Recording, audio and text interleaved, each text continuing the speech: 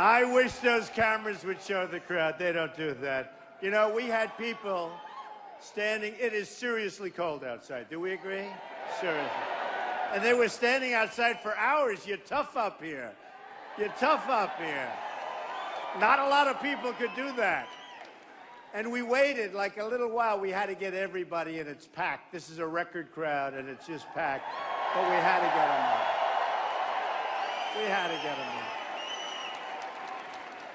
Folks, we have a revolution going on. People are tired, and they're sick of the stupidity that we're seeing coming out of Washington.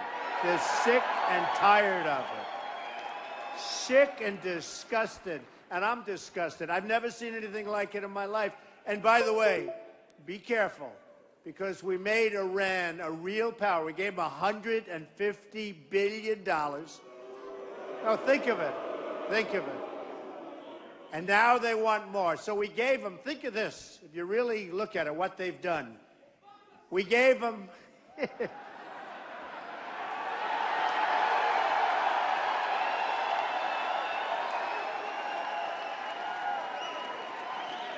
You see, I'm not allowed to say that. So, good job. Oh, that's beautiful. That's beautiful. But we gave them $150 billion. We didn't get our prisoners back at all. We didn't get anything. We got nothing. We'd go in and say, we need this point. They'd say no. And we'd say, oh, let's go into the next one. We didn't win anything. They self-inspect. How about that? And where they don't self-inspect, they have 24 days to give you the area. And that 24 days could start in a long time before the clock starts ticking. What's going on is crazy. And then I said to myself, what a deal. What a deal. How we give them $150 billion and everything else. Everything else. And we don't even get our 4 great people back that don't deserve to be there. One is there because he's a minister, he's a pastor. I mean, they don't deserve to be there, folks. And now they want to start a negotiation for the prisoners. Can you believe it? So now we're going to have to start, and they want a lot. They've informed us they want a lot. These are amateurs. This is rank amateur. It's something. I tell you what, actually, it's hard to believe. So I used to say it was incompetent. Then I said, you know, I went to an Ivy League school. And it's interesting because the press say, oh, I'm plain spoken. I'm not. My uncle, for many years, was a professor at MIT. You know, we're all smart people. We are really smart. Nobody plain. We have, I believe I have the smartest audience of anybody. Nobody close. I really believe it. Nobody close. No, there's nobody close. And we understand what's going on. But think of it. So about 2 weeks ago, I started saying, well, wait a minute. This is the greatest deal I've ever seen, the Iran deal. One of the great deals I've ever seen. One of the dumbest deals I've ever seen negotiated. Kerry has no idea what the hell he's doing. He comes from your parts. I blame you. I blame you. He comes right from the area. I mean, I have to blame you. We'll blame, hey, New Hampshire, let's blame Massachusetts for Kerry. So, no, I mean, the deal he made is just incredible. But think of what they're getting. So they get the deal. They get all of the things that they're getting. There'll be a nuclear power quickly. They're rich as hell. Now they're going to be fighting everybody. But what else do they get that we never talked about? They get Iraq with the 2nd largest oil reserves in the world. And they've been after Iraq forever. Forever. They've been fighting. You know, they were equal powers. And they go this way, that way, this way, that way. They go home and rest for a couple of years, then they start fighting again. We decapitated Iraq, and I was always against. I'm the most militaristic person in this room, except for that guy. Except for that guy. Now, I see one guy, that guy might have me. I am the most militaristic person in this room. And we're going to make our military, just like they said, I never saw the piece that they just played. I want to see if it's any good. Is it any good? I don't know. We've never done it. First time. It's the first time we've ever played. I said, would it be, you know, I'd like to see it before you put it on. But I heard backstage, and it talks about, you know, the military. We're going to make our military so big, so strong, so powerful, that nobody is going to mess with us. Nobody. Nobody. And we're going to take care of our vets like they're supposed to be taken care of, by the way. because they're not being taken care of. So, when you think about it, Iran not only made a great deal, but they also got something that they've wanted forever. They got, and in the old days, they didn't want it for the oil, they just wanted it. But now, they also want it for the oil. Remember this.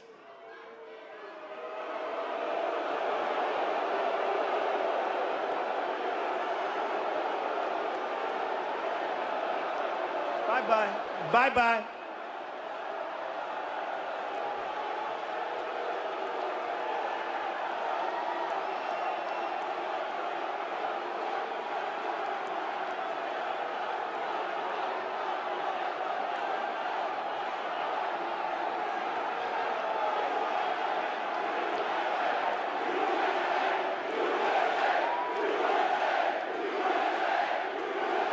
USA, USA, USA.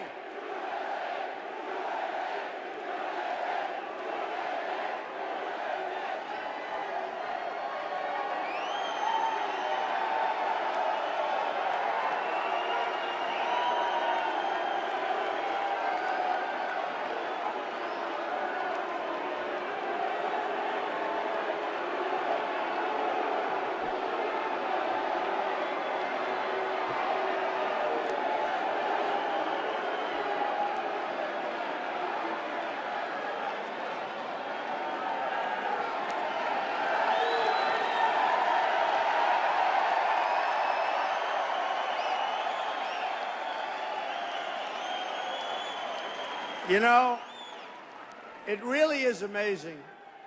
And we have to a certain extent, be a little bit ashamed of ourselves, because for the last 8 years, we should have been doing the same thing. We should have been doing the exact same thing. Oh, there's a remnant. There's a remnant left over. Yeah, maybe get the remnant out.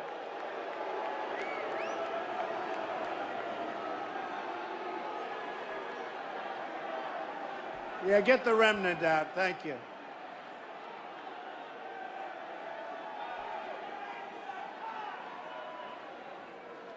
It is incredible, isn't it, though, folks? And, you know, it's actually, if you think about it, it's very rude. It really is very rude.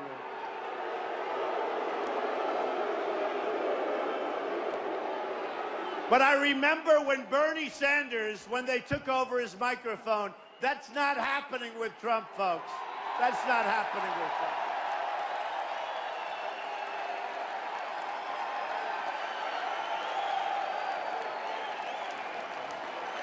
Remember that? Wasn't that a pathetic scene? This is going to be our leader. I mean, I don't want to have to help Hillary. Although, in a certain way, I'd rather run against Hillary. I don't know. But I have to say, that scene when he lost control of his mic was pathetic. And this is what we have leading our country. No, not here. Not here. So remember this. What they did, we should have been doing for many years. We should have been doing it. Why didn't we do it? It's ridiculous. But here's the story. If I spoke to those young people, now they may have a problem. They may have that. They may have something else. Because why would they do it? What's going on there? They don't even know what they're asking for. But I guarantee if we sit down with some of them within a short period of time, what are we asking? We want our country to be great again. We want jobs to be brought back. I mean, you know, there's really nothing radical. We want good health care. Obamacare is a disaster. We're going to repeal it and replace it. We want good health care. Think of it. We want a strong military. We want to be protected. Now, maybe they'll say, oh, well, we don't want to be protected. Or maybe they'll say, well, we don't want health care. Maybe they'll say, who cares about Social Security? We're going to save Social Security, folks. We're not going to change the deal on you. We're not going to change the deal. We're going to save it. And, you know, when you think of it, all of the different things that we all want, you would think they'd want, and it's very simple. So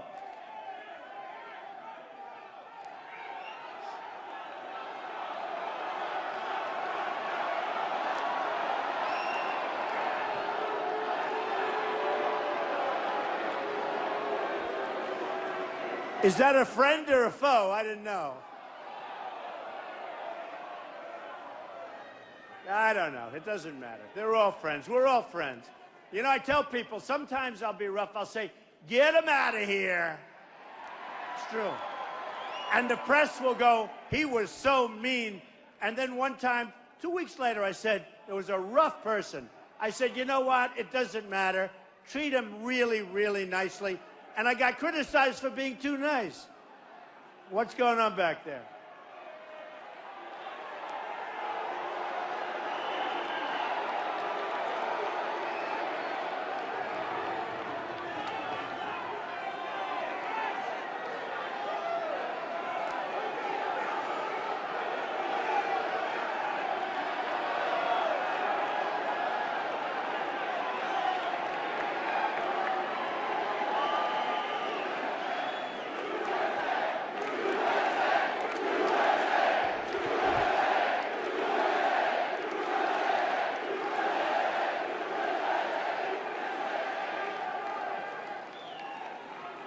Isn't this more fun than a regular boring rally? Seriously. Isn't this? To me, it's fun. And you know what? We have a lot more time than they have, because right now they're being sent out into the cold. You know? And it is true, though, if you could talk to these people, we would, I mean, unless they have bad intentions, which is possible, or unless they're doing something they're not supposed to be doing, you would think that they'd want to see a strong country, a great health care, all of these things that we talk about all of the time. Strong borders. And by the way, we will build a wall. We're going to have a strong border. We're going to have a strong border.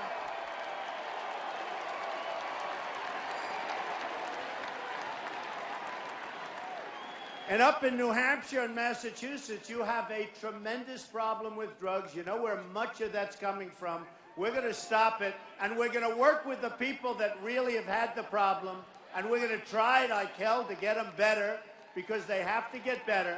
But you know where that stuff is coming from? They're not going to be sending it over so easy anymore, folks. They're not going to be sending it, because you have a tremendous problem up here. Tremendous. You have the heroin problem up here. It's incredible. And it's funny, when I come to different locations, I go to different locations, they don't talk about it so much. I come up to New Hampshire, I come up to Mass, no matter what, the first question, the second question is heroin and what's going on. People don't even get it. I mean, they look at it, they don't get it. We're going to put an end to it to a large extent. To a large extent, we're going to put an end to it. We're going to work on it. It's a serious problem up here. So we get these big crowds. We have the tremendous support. We have the polls that are going through the roof. I'll read them in a little while. Boy, I love to read them. You know, you'll know I'm number 2 if I ever stop reading polls, right? But look at what happened. People wonder why. And look at last week. You saw what they passed, right? The budget. I didn't even know it went so fast. It went so quickly. And you look at it. They want to fund Obamacare, fund Planned Parenthood, fund global warming, fund the Syrian refugee program where they're going to pour into the country. They got everything. I'm saying, where are the Republicans? Where are the leadership? There's no leadership. They got everything. And it was done so quickly. It was done like, it seemed like it was done in 24 hours. It was done. Right? It was done so quickly.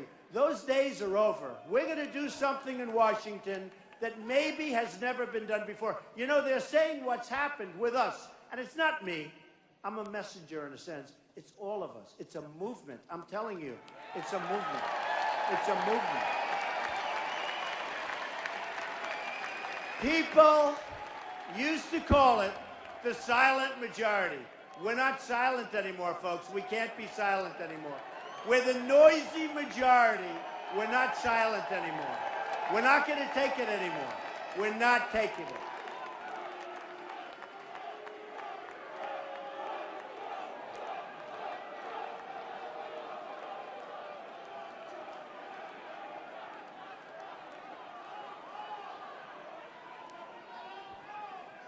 They remind me a little bit of Hillary. do. No energy, no stamina, no strength. True. So we have a ways to go. We'll get to Hillary. You know, a poll came out today where I beat Hillary, and I'll beat Hillary. Look, we haven't even focused on her yet. We haven't even talked about her much. I've been too busy focusing on these. We had 17. Now we're down to 14. A lot of people dropping out. This guy, Jeb Bush, he does commercials. He's in favor of Common Core. Think of it. He's in favor of Common Core. He says they come over the border as an act of love. How about that one? An act of love. Tell that to the people that were killed. It was an act of love, all right? So I look at what's happened, and I look at the people that I'm running against. Some I like, some I don't like so much. I'm not supposed to say that politically. It's not politically correct. But we gave up now, folks, on political correctness because we don't have enough time. We don't have enough time. We truly don't have enough time. So, just to conclude, because we were very rudely interrupted with Iran. Horrible deal. But what did they get? What did they get? They got Iraq. And now what are they looking for? They're looking for Saudi Arabia, folks. You know, I've been very, very good at predicting things. I said, take the oil. For 3 years, I've been saying, 4 years, take the oil, take the oil. They never took it. Now they want to take the oil. But I said, take it and keep it and give some of it in terms of the form of money and profit to the veterans and the families that have lost people, which is peanuts compared to what we're talking about. I said, take the oil and keep it, not just blow it up. And honestly, these people don't understand. For instance, when I say, build a wall, and then I always say, and who's going to pay for the wall? Mexico. No, Mexico's going to pay for the wall. And the people that are up on the stage will say, they won't pay. Why would they pay for the wall? You know why? Because they make a fortune with us every year. We give them a lot of money. Our trade imbalance, our trade deficit with Mexico is enormous. By comparison, the wall is peanuts. We're going to build. Now, then they say you can't build a wall. I'm really good at building things. I'm the best. I'm the best. What I do is build. And I build under budget, and I build ahead of schedule, under schedule. I build good. And I'll tell you, we're going to have a beautiful wall. It's going to be a real wall. It's going to go nice and high. And it's going to look good because someday they'll name it the Trump wall probably, you know.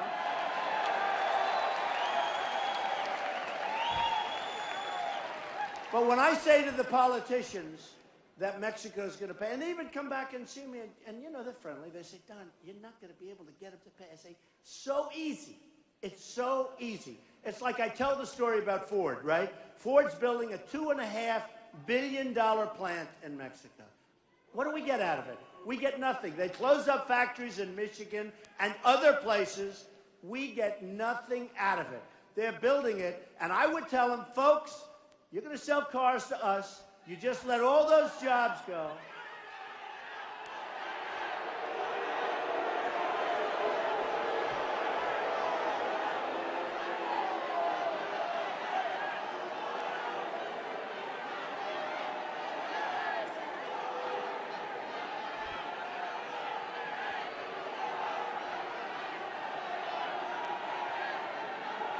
Yeah, get them out, please.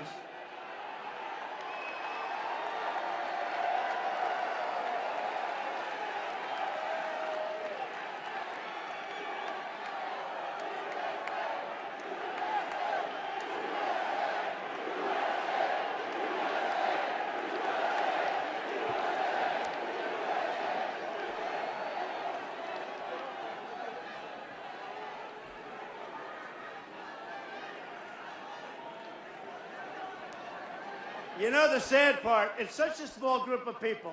We have thousands of people here. We set a record in the history of this, and tomorrow the headlines will be protesters. That's what it's going to be. And they do it purposely. They wait 4 or 5 minutes and they do a protest. Yeah, get them out.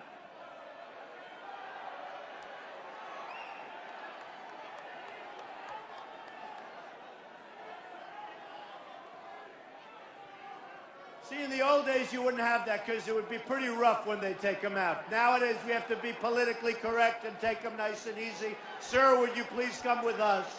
Sir, would you please? In the old days, this wouldn't happen. In the old days, it wouldn't happen. And by the way, the police, they're over there. They do a great job. They are great. They are great. They're getting pretty well beat up. These are great people. They're great people. So when Ford builds a plant in Mexico, spends $2.5 billion, and one of these political people, assuming they were in that position, they will let him happen because I'm self-funding my campaign. I'm putting up all my own money. Nobody knows the game better than me. Nobody knows the game better than me. And all these people, you see these funds where they have Jeb, $128 million. This guy spent $59 million, and he's at the bottom of the barrel. No, it's amazing. And I'm guilty. You know, I feel so guilty because I spent nothing and I'm at the top. Wouldn't it be nice? And, you know, one of the very good reporters asked me a question before. Why are you even spending money on this? Because I'm going to take like a couple of $1 million a week and spend it.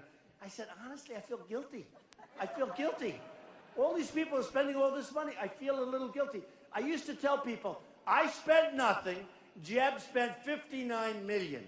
He's at the bottom of the barrel. I'm long, like I'm so far. Wouldn't it be great if we could do that for our country, where we spend like, really, wouldn't it be great? I mean, Hillary, I looked at her office bill, her office space in New York. It's all beautifully built out, the money they spend. And the money these enablers, I call them, they're enablers. The money they make for raising money is incredible. One of the campaigns, according to the Los Angeles Times, had $6 million raised. And out of the $6 million, you know how much was left for the campaign? $140,000. I want to go into that business. I think I'm not going to run. I'm going to go into that business. Bye. I would have, if I wanted to take money, the money that, you know, when you hit number one, the money that's being offered, people, they call me, Don, I'd love to give you money, whatever the hell, whatever I wanted. I would have the greatest fund ever put together. I'm saying no. I feel guilty. You know, my whole life it's been about taking money, making money. Let's make more money, more. It's been my life. And now I'm going into culture shock. I don't want money. I don't want it. I'm turning down all this money. And then when I was in Iowa, I said to a group, look, I'm being offered a lot of money. Can I please let it come in? And I promise it won't influence me. And they all stood up and they said, no, no. They were screaming no. And I understand what they mean, because you're going to be influenced. So with Ford, if let's say Hillary is president, 4 more years of Obama, that's what you call it. So let's say Hillary. So they'll say, you know, it's really one of those things, but it's a very bad thing for the country. And she'll say, yes, you're right. We're going to not let it happen. So what happens is the lobbyists and the special interests will see the president and say, they contributed $5 million to you. You can't do this. Somebody. And they'll hire the different groups. I do that. I mean, I have so many people. These lobbyists, I know them. They're coming out of my ears, okay? I know the lobbyists. I know the special interests. Believe me, they're very smart. They're very strong. So they'll say, we can't let this happen. And she'll say, you're right. When the lobbyists talk to him, when the special interests and the donors speak to him, they're going to let it happen, and that's the end of it. With me, here's the story. President Trump, okay? Let's hope. Let's hope. President Trump. So, President Trump is there, and Ford has moved this big plant, and they want to build in Mexico. And I'm going to say, fellas, not going to happen. You're losing jobs. We're not going to do it. And here's the story. What you do is immediately change. I will be hit by more people I know, but nobody gave me anything because I'm not taking their money. And I'll say, no, no, no. And then finally I'll say, here's the story. And I'll tell the top people, you are going to do the following. You're going to build a plant in Mexico, and every car and truck and part that you sell, it comes right through the border, and you know what? You're going to pay 35% tax on those cars and those parts and those trucks. Because it doesn't help us.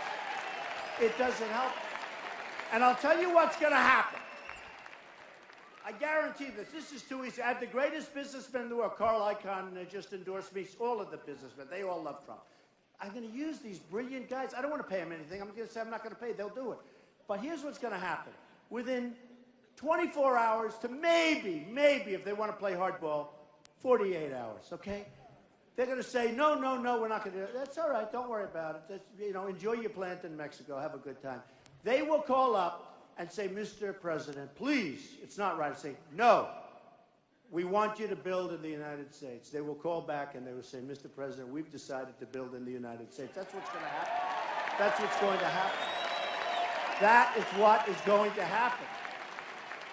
And they'll build in the United States. Nabisco is moving one of their big plants from Chicago into Mexico. We're losing our jobs to China, to Vietnam. You look at what's going on with Japan. Japan is killing us. They're selling millions of cars to us. We sell them like practically nothing by comparison. We need our best. We have the greatest businessmen and women in the world. We don't use them. We use political hacks to negotiate deals. We have a trade deficit with China, $505 billion, not million, billion dollars a year. What kind of a partner is that? And then I see Obama giving in his tent. I offered to build a ballroom. Remember, I said I'll build a ballroom at the White House. We'll get 5 great architects. You'll pick the one you want. $100 million at least. I offered to do it. They didn't even return my phone call. They use a tent. Okay. So they have a tent, big tent on the White House on the lawn. And the president of China is coming in and they wine him and dine him. I said, he's taking advantage of us. He really is taking advantage. You don't do that when people take advantage. So here's what happened. I would talk about June 16th, I announced. Everybody said, forget it. Polls came out. Nobody believed I was going to run. And then I said, I got to do it. There's too many stupid things happening. It was driving, right? No, I didn't want to do it. I didn't want to do it. Honestly, I have this great company. I have a great family. I didn't want to do it. I just couldn't take it anymore. I'm looking at these things that are happening. I look at the Iran deal. I look at all of these things that are happening. And I say, how can we continue to go on? We owe $19 trillion. They just made this stupid budget deal that's going to increase it by trillions. And it went so fast. And everything that you don't want is in that budget. And I say, where was Paul Ryan? Where are all these people that are supposed to be representing our interests? Where were they? Where are they? Where are they? Nobody's representing our interests. So here's what happened. So I announced, and everyone said, all the pundits, most of them are morons, but all of these pundits, this George Will, you take away the glasses or the little spectacles, you will say he's a dumb person, okay? I'm telling you. He's a dumb guy. Big, strong, he wants to go with Iraq, and he wants to fight, and all. Great job, George. You really great job. But all these guys, Karl Rove, he spends hundreds of millions of dollars on campaigns. He doesn't win anything. In fact, the commercials that were done for the Republicans were so bad, I thought they were done for the Democrats. I wanted to hire the guy that did them. Then I found out it was reversed. We have people that aren't good. We have people representing us that are not good. They're not doing us any service. So I said, I'm going to run. And it takes guts, believe me. I really thank you, man. Thank you. No, it takes guts. And I tell the story, the famous escalator in Trump Tower. I said to my wife, I never saw that many cameras. See all those cameras back there now? All live. Every speech I make has to be live. I mean, nobody else said. The other guys, they speak and they give the same speech over and over and over. They read it. They have teleprompters. For 200 people, they'll have a teleprompter. I don't use teleprompters. You know what I use? I don't use teleprompters. I don't use teleprompters. We have a president that uses teleprompters. Believe me, I don't use teleprompters. It's a different thing. When you get up before large crowds, thousands and thousands, like this is a record for the building. When you get up into these large crowds and you speak from the heart, you speak from the heart. Believe me, it's a lot different. I tell the story. A friend of mine who's a very, very successful guy, very, very successful. And I was speaking in Dallas, and I have 21,000 people in the arena, the Mavericks arena, packed. And it was great. And he couldn't believe it. He said, could I see a copy of your speech? I said, what speech? I don't do copies. He said, I speak. There is such love in the room. And I told him that. He didn't understand it because he's not a guy to do this. I say there is such love in these rooms. Here, Dallas, no matter where I go. Here, we're in Massachusetts. We go to New Hampshire. We go to Iowa. We go to South Carolina. We go to Nevada. No matter where I go, we go into Florida, where it's been incredible. I go to Texas. It's all the same. It's love. It's love. They love our country. They love our country. You know, the theme is Make America Great Again. They want to make America great again. That's what's going to happen. We're going to make America great again. We're going to use our best people. We're going to use these people that I talk about. We're going to make this country maybe better than ever before. And we can do it. We can do it. Because the people are so amazing. So when I told my friend, I said, no, I go up without notes, without anything. I don't read the speech. I don't do the teleprompter thing, which would be so easy. Wouldn't that be easy? I have 2 teleprompters. I watched Hillary the other day. She's the biggest teleprompters I've ever seen. In fact, if you're sitting on that side of the room or that side of the room, you can't even see her because when they're outside, they're painted black. So you can't even see her. But she got the biggest teleprompters. We don't need 4 more years of Obama, and that's what you're getting with Hillary. That's what you're getting. No, that's what you're getting. And I believe it might be even worse, if you want to know the truth. It might be worse, okay? And we don't need that. But I speak from the heart. And I said to my wife, boy, I'd rather not do it. And I looked down, and in the atrium of Trump Tower, it looked like the Academy Awards. It really did. I've never seen so many cameras in my life. We have a lot. Look at all the cameras here tonight. And all live television. You're all on live. Wave. Hi, folks. And I wish, you know, I always do this. I always do it, but I wish they'd turn the cameras and show the audience, but they tend not to do it. They tend not to do it. They tend not to do it. They don't like to do that. We won't do it too much tonight. But I said, oh, wow. They're doing it. Wow. They're doing it. Whoa.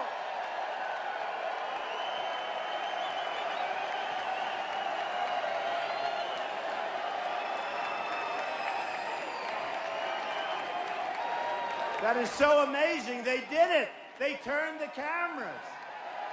Whoa. That is so amazing. So I said to my wife, we really have to. And I'm at the top of the escalator. And believe me, it takes guts. Oh, I love that man. Look at, stand up. It says Trump and Tom Brady. Look together. I love Tom Brady. I love him. Tom, we got to get Tom better. We got to get Tom better. Remember this, Tom Brady injured is still better than anybody else, okay? So remember. That is the coolest shirt. I got to get one of those shirts. Look at that guy. Turn around, show that to those cameras. They won't put it on, but show. That is beautiful. I love that. That is beautiful. Well, Tom has been very nice to me, and Tom's my friend, and he's been saying great things about me. You know that, and I'll tell you what, he's a champ and he's a winner, and that's what we need in this country. We need people like that. We need it. So I said to my wife, got to do it, got to do it. And we went down the famous escalator, right? Boom, and she was waving, and I was waving, and I said, man. And then I brought up a thing called illegal immigration. And nobody, I'm telling you, and did I take heat? Did I take heat? Rush Limbaugh, who's a great guy, said, nobody has ever taken more incoming than Trump.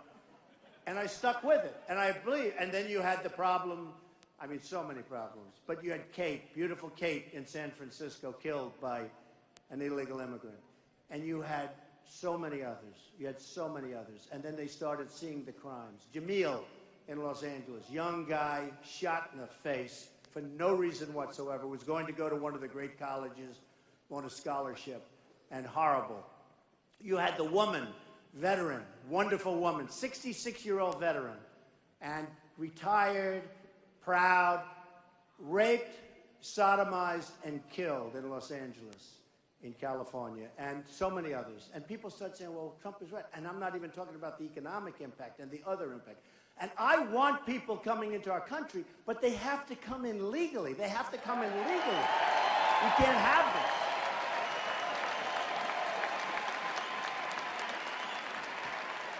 So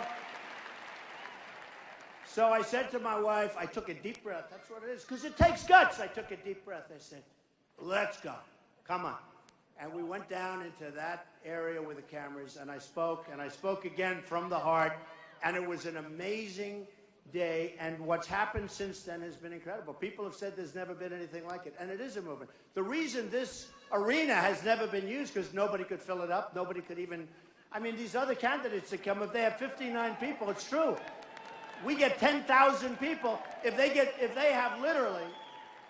59 people, if they have 103 people, we had a case where we had 4,500 people in New Hampshire, and fairly close down the way was Jeb Bush, where he had 104. No, it's true. But they had the advantage because they all fell asleep. They got a good night's sleep. My people. My people don't. So we went out, and I did it, and we started telling the country what's going on. And a lot of people, you know, the George Wills and these characters, they say, well, he won't run. He's just having a good time. It's not having a good time. As much as I love you people, I could be doing other things right now, I must tell you. I could be doing other things. But I said, we have to do something. We have to do something. We have something that's so great we can't lose it. We're going to lose it. The way we're going right now, think of it. We have a military that doesn't perform. We have generals that go on television all the time and talk. We have a president that when he sends 50 people over, he has a news conference to announce that 50 people are going over to Iraq. So now the enemy is looking for those 50 people. Why can't he keep his mouth shut? Why can't he just let them go? Right? Why can't he let them go? You know, you get these generals. Do you see them? They're always on television. They're talking. Whoever, you know, do you think the great General George Patton would have been talking on television? He does. He shoots. He does. General Douglas MacArthur, they don't talk. These were generals. And we have talent. We have real talent in our military. I know the West Point guys. I know the Air Force guys. I know the naval guys, the Annapolis guys. These are tremendous guys. We have that in those ranks. But, you know, today we let one of our best generals go, tough and rough, and his people loved him. But he used foul language, okay? You think General Patton might have used a little foul language as he was destroying the enemy? And I see one of these generals, I won't mention names because he looks like he's a nice guy. Who cares, right? But they're asking about ISIS, and he said, oh, it's very tough. It's very tough. It's probably 30,000, maybe 60,000 max, but probably 30, 40,000 people. And they're really, I mean, they're bad. They're bad. They chop off heads. When Hillary said, I don't like the tone of Mr. Trump, the tone. They're chopping off people's heads in the Middle East. The tone, she's worried about tone. I'm a much nicer person than she is, but we have to be tough, and we have to be vigilant.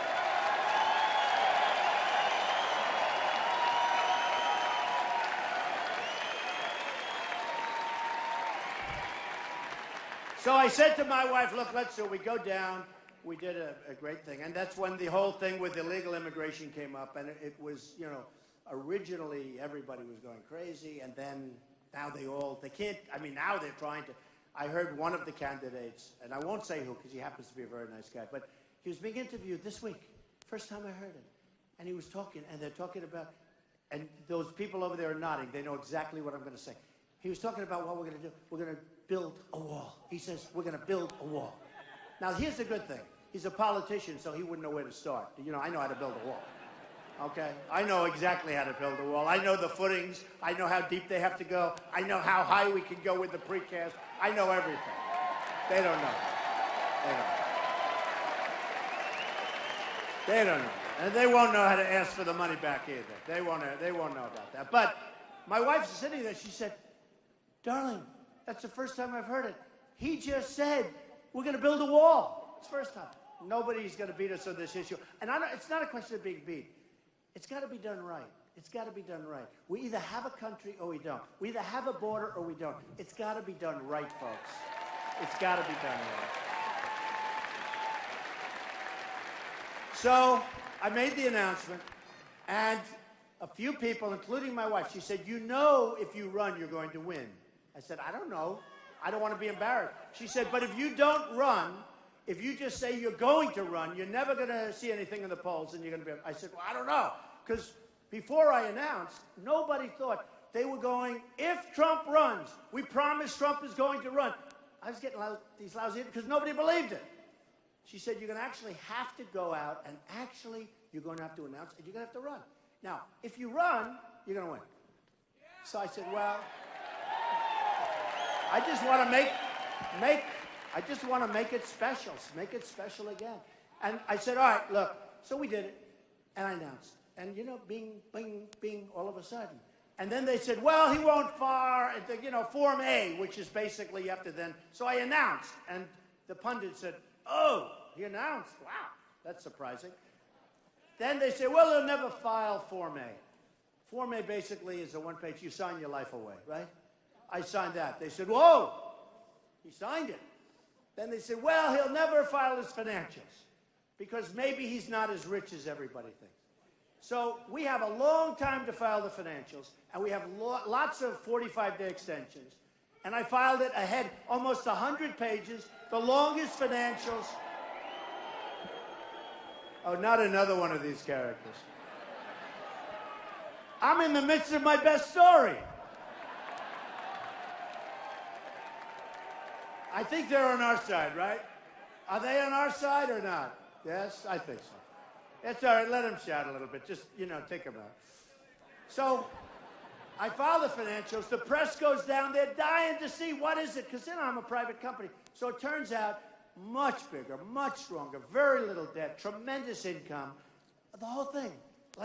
And some of the great assets of the world. You look at 40 Wall Street, you look at Trump Tower, you look at all of these buildings, you look in San Francisco, a big chunk of the Bank of America building, 1290 Avenue of the Americas, all this stuff, the great land.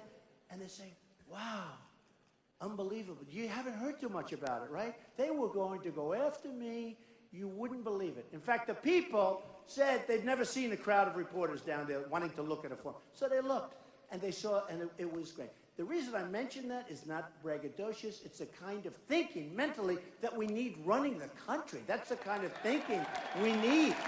It's what we need. We need it. I don't want to give a Sergeant Bergdahl where we get Bergdahl, a dirty, rotten traitor.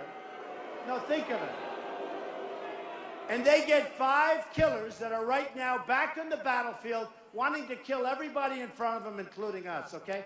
That's the kind of deal. And we knew that Bergdahl was a traitor when we made the deal because a general and a colonel were there. And we knew it, and we still made the deal. We gave them 5 people. 5 people for one dirty, rotten traitor. No good. We're not making deals like that anymore. We're not making deals like that anymore. So the polls just kept going up and going up. And then last week, a couple of weeks ago, we had a debate. And every online poll, look at this, every online poll said I won the debates, okay? You have Drudge, who's a great guy, 46% Trump. Don't forget, that's with like 15 people. 46% of the vote I get. Time Magazine, 49%. What do I have? They didn't even pick me the person of the year they were supposed to. They picked a woman who's allowed millions of people to come into Germany. And now, by the way, did you see they had to cancel their New Year's Eve? They got problems, folks. I could have told you that, folks. Here's one, Slate, 51%. U.S. News and World Report, 69%. PBS, on the liberal side, 69% Trump. So anyway, all these things, Fox, 62%. All of them. CBS, 59%. So I get all these great things. Then I go back, I turn on the television. Because, you know, these people are the most dishonest people. I'm telling you. No, they are the most disgusting and dishonest people. And, you know, Putin called me, he said, Donald Trump is brilliant, and Donald Trump is the leader, and he said nice things about me. You know, my people that are running it said, oh, you should maybe give him those statements back. That's not it's not good. Anybody calls me brilliant, they can call me brilliant, okay? Why would I tell them that? They would love to have that. But wouldn't it be nice if we actually could get along with other countries? Wouldn't that be a positive thing? You know, Russia, in all fairness, we spend so much money, we're fighting everybody. We get nothing. We never win the fights. We don't win economically. We don't win in trade. We don't win anything. If we could get along with people, but get along smart, it would be so good. There'd be peace. And we can use them to knock out ISIS because we're going to knock the hell out of ISIS, I can tell you. We're going to have to do it. We have no we're going to do it. And they want to do it too. So the polls come out, and I have the debate. And then right after the debate, I went up 11 points. But I also did something else that became controversial. I said, we got to find out who's coming into our country. We don't know who's coming into our country. And we've got to find out, we've got to figure out, because something's going wrong. When you have what happened in Paris, when you have what happened in Los Angeles, when you have what happened in California, when you have all of these incidents, when you have people flying airplanes into the World Trade Center, flying airplanes, that's right, flying airplanes, think of it, into the Pentagon. When you have the Boston Marathon, where it was so seriously, I mean, when I watched that, that was one of the saddest things I've ever seen. These incredible people with joy, and they're running, and their families are cheering them on. And I've gotten to meet so many of the people that were so severely hurt. And it's amazing. Their attitude is amazing. These are amazing people. But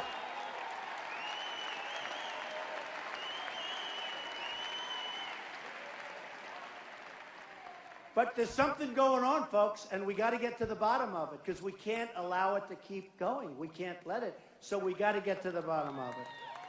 And what happened, we had the debate, and I went up 11 points. I went up to 39 and 40 and 41 and 42 in one poll. And CNN came out with a big poll. 36 for Trump. Second was 16, 14. 4, Bush was 3. Bush? That's not good. How would you like to spend $59 million in your 3? See this young guy over here? Stand up. Stand up.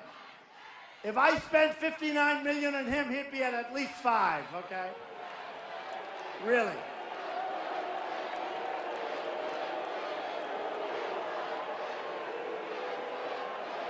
Get him out.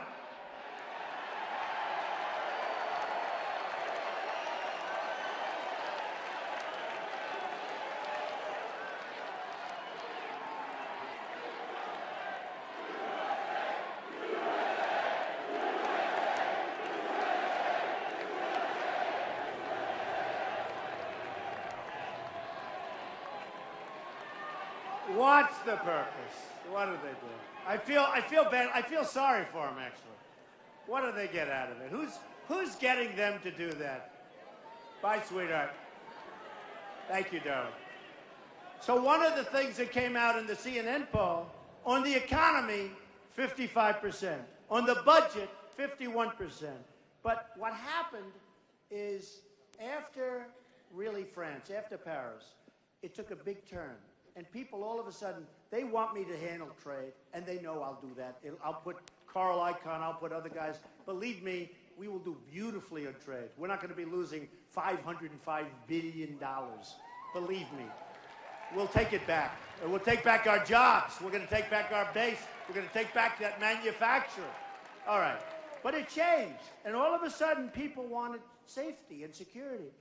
And it came up, illegal immigration. Trump is almost at 50% with 15 or 16 people.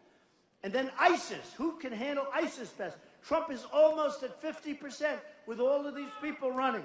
Foreign policy. I win on foreign policy. So people want to see somebody that knows what the hell he or she is doing. And we are going to do something special. We are going to do something special. We are going to really do something special. So I won't even go over the other polls. I love talking about them. Some of the other candidates say, isn't it terrible the way he talks about polls? It's because I'm number 1. If I was number 2, I wouldn't even be talking about them. I promise. But as long as I'm number 1, we're talking about those polls. So we have a president that won't use the term radical, right? What's the word? Radical Islamic terrorism. How do you solve a problem when you refuse to say what the problem is? You don't solve it. You don't solve it. So what we're going to do, and we're going to do it together, and I'm telling you, people, and these people have been writing about it, and they hate like hell to do it, but they say they've never, in this country's history, seen anything like what's happening with, not with me, with us. They've never seen anything. They've never seen anything like it. We are going to be smart in our country. We are going to be unpredictable in our country. We are not going to tell the enemy that we're leaving Iraq on such and such a day in 18 months. So the enemy goes, when I'm watching television, I'm saying, I see this, and I see, what? That must be a mistake. Maybe it's a camouflage. It didn't. That was the date they left. So the enemy goes back, we leave, and boy, did they knock the hell out of everything, right? ISIS comes along. I said, take the oil. They didn't take the oil. All these things. We're going to be smart, but we're going to be unpredictable. We're not going to be telling, and I know a lot of people, one of the reporters said to me tonight, well, you have to explain exactly what are you going to do. I said, I really don't want to tell you. You know, when I kept saying the oil, it took me 1 year to actually announce it because so much pressure was being, I said, I don't want to tell people. I want to surprise them. I want to take the oil, but I don't want to tell them I'm taking the oil. Does that make sense to anybody? I want to surprise them one night at about 11:30 when it's dark and go in there and take it. But, you know, the press is saying, but you have to do it. You have to say, you have. So I end up saying, 3 years ago, I end up saying, take the oil, take the oil, take the oil. Now everybody's saying, now it's tougher to take. But we have to be unpredictable. We have to be smart. We have to be tough. We really need, though, more than anything else, the spirit this country has is unbelievable. But we're losing our spirit. I thought that Barack Obama, one thing I would say, I thought he'd be, at a minimum, I thought he'd be a great cheerleader for the country. And he's been a great divider. It's a divided country. It's a country with so much hatred. It's got so much hatred. We are going to take our country and we're going to fix it. We're going to make it great again. We are going to fix our health care. We are going to take care of our vets. We are going to fix our military. We are going to strengthen our borders. We're going to build the wall, but we are going to strengthen our borders. We have great Border Patrol people. These are amazing people, and they're told to stand back, let people flow across, stand back. That's not happening anymore. We have a country. We are going to make it great again. We're going to make it greater than ever before. I love you all. I love you all. Thank you. I love you all. Thank you. Thank you. I love you.